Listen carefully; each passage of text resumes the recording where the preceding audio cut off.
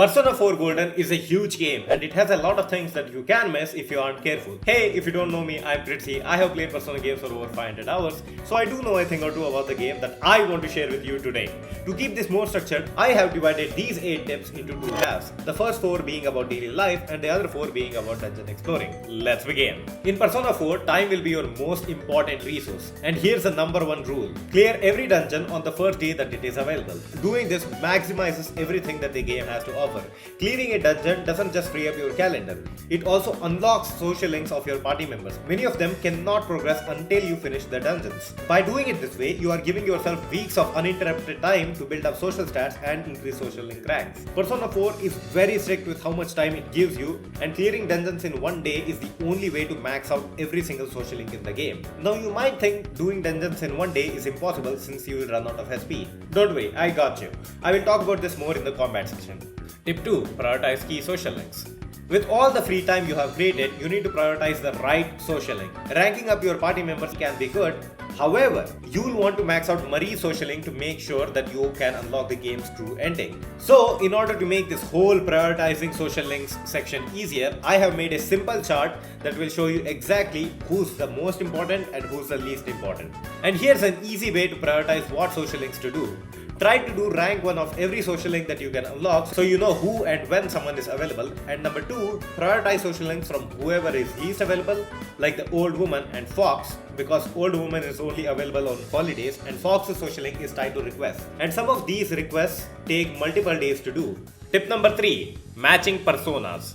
When you are going to spend time with someone, always have a persona of their matching arcana in your party. If you are hanging out with Yosuke, bring a magician persona. If you are hanging out with Chie, bring a chariot persona. This simple trick will give you a huge boost in relationship points, letting you rank them up way faster.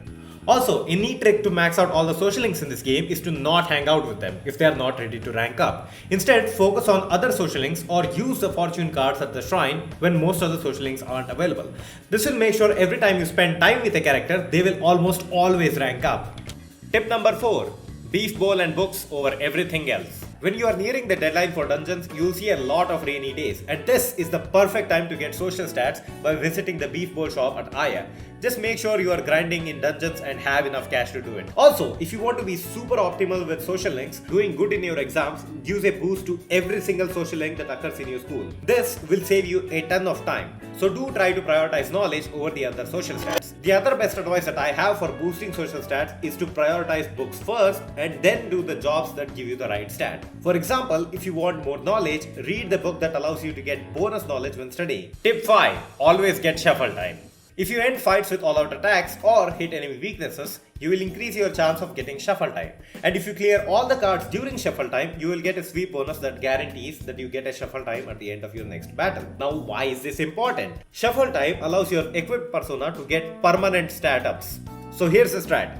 Get all the personas you get in a dungeon and keep them in your stock. So what you do is you clear a battle, get shuffle time, sweep all the cards, get in another battle and repeat. This will make your equipped persona strong as if you keep constantly adding +1 magic or strength to it. And sometimes you even get a rare magician or emperor card that buffs your persona. Tip 6. Be stingy with your SP. You have to be stingy with your SP early on in the game. So try not to waste it on trash mobs.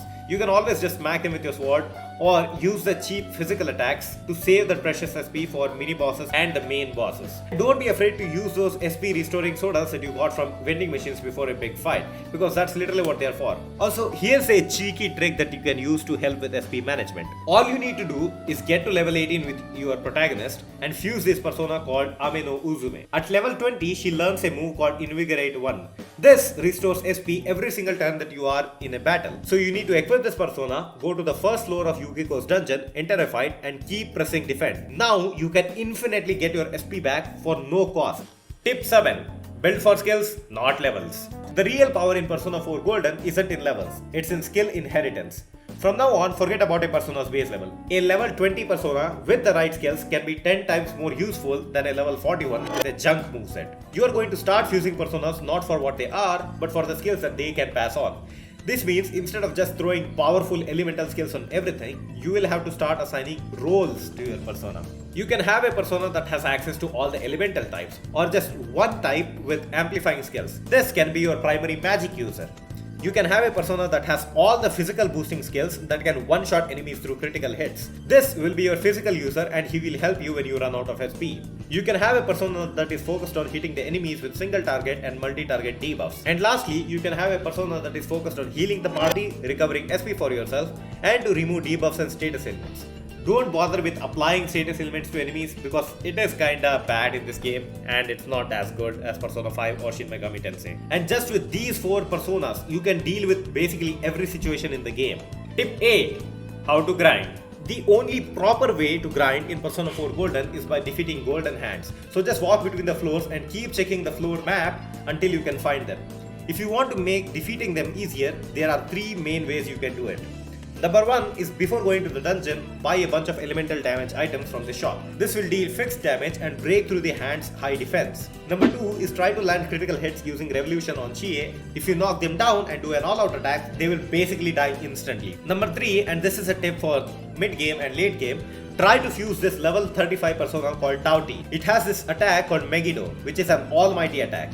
They deal double the damage to these things. After defeating these Golden Hands, just make sure you don't take Sun or Moon cards during shuffle time, because they will reduce your XP or money gain in half and you will lose out on a bunch of resources. And that's about it. Like the video if you found it helpful, subscribe for more guides like this, and I have created guides like this for Persona 3 Reload and Persona 5 Royal as well. So if you want to check them out, they are on your screen right now.